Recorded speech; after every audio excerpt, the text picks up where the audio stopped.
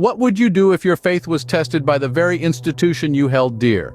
This was the dilemma faced by Jane Manning James, a black woman in the 19th century LDS Church.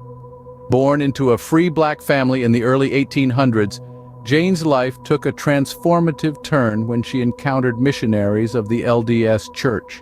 Embracing the faith with fervor, she embarked on a challenging journey from Connecticut to Illinois, ultimately becoming one of the first black pioneers to establish roots in Salt Lake City. Jane's dedication to her faith was remarkable. She held fast to her religious convictions, even when her skin color became a barrier within the very institution she revered. Her faith was not a fair-weather commitment. It was a profound part of her identity, weathering the storms of racial discrimination and social exclusion. However, Jane's religious journey was marked by a struggle unique to her situation. While she was deeply committed to the LDS Church, that very same institution denied her the temple ordinances she craved due to her race, testing her devoutness to its very core. Jane's devotion was unwavering, but her faith journey was far from smooth. Jane's faith was tested not by outside forces, but by the very church she loved. She was a pioneer, a black woman navigating the tumultuous waters of a predominantly white institution during the 19th century. One of her most significant trials was her request to be sealed to the Smith family, a religious rite seen as crucial for salvation within the Mormon faith. But instead of the familial bond she sought, Jane was sealed as a servant to Joseph Smith, a unique and controversial event that remains the only known instance in the church's history.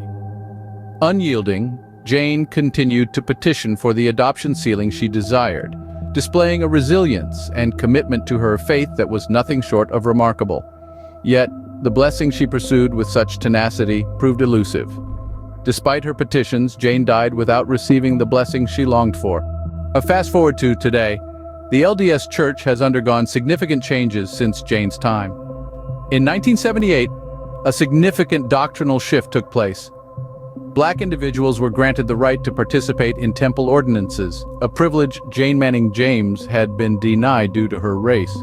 The following year, in 1979, Jane's ordinances were performed vicariously, more than 70 years after her death.